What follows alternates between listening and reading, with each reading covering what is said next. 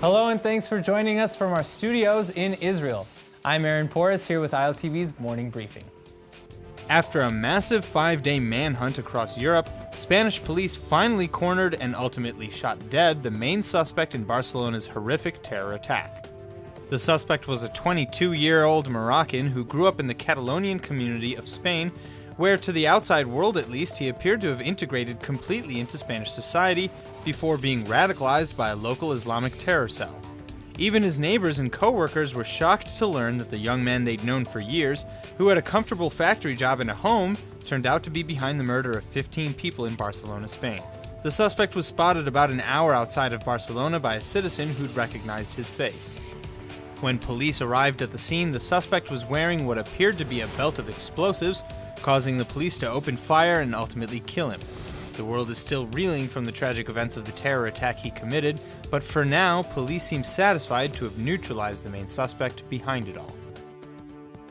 I.D.F and Israeli settlers clashed overnight as the military removed their illegally built prefab homes from private Palestinian lands near the West Bank settlement of YIZHAR. 6 structures were removed in total and another 2 dismantled but left on site. According to the Defense Ministry statement, during the operation, residents of the pop-up settlement allegedly burnt tires and, quote, were violent towards soldiers, end quote. Legal aid group Honenu defended the settlers, saying the IDF had no right to act as the Palestinian Authority had civil jurisdiction in the matter.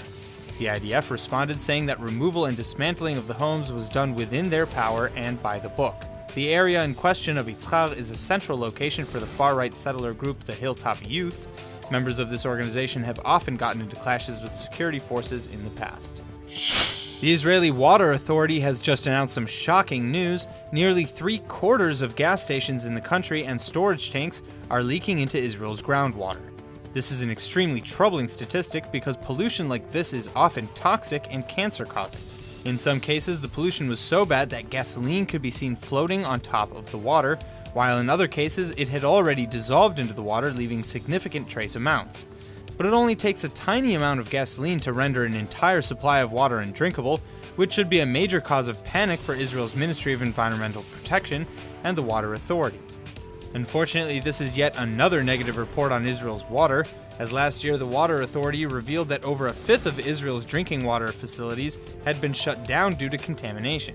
Now, agencies are placing this problem at the very top of their priorities, a burden which will also need to be carried by the gas companies themselves. Water is an extremely precious commodity in Israel and indeed the Middle East, so all parties will need to act fast before this gets out of control.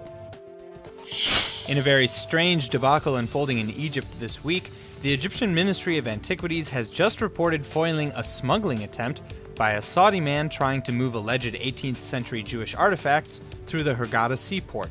Found in the arrest were a stone cane featuring a bearded man in a kippah, 5 stone relief tablets with engraved Hebrew text, and a 29-page book appearing to detail the supposed commandments of Judas Iscariot, Judas being one of Jesus Christ's 12 apostles.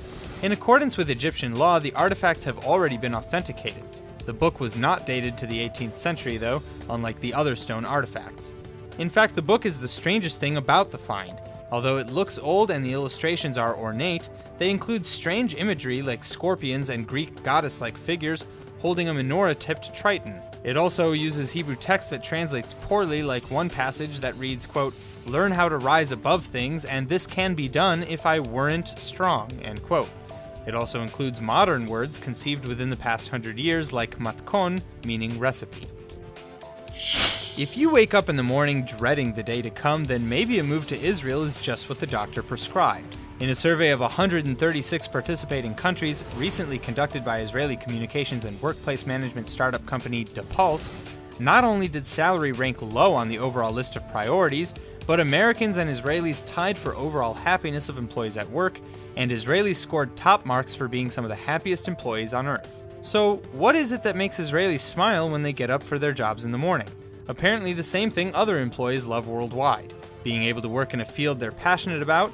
Next on the list of priorities was doing positive things for the world, receiving personal recognition, working for a top prestigious company, and flexible schedule.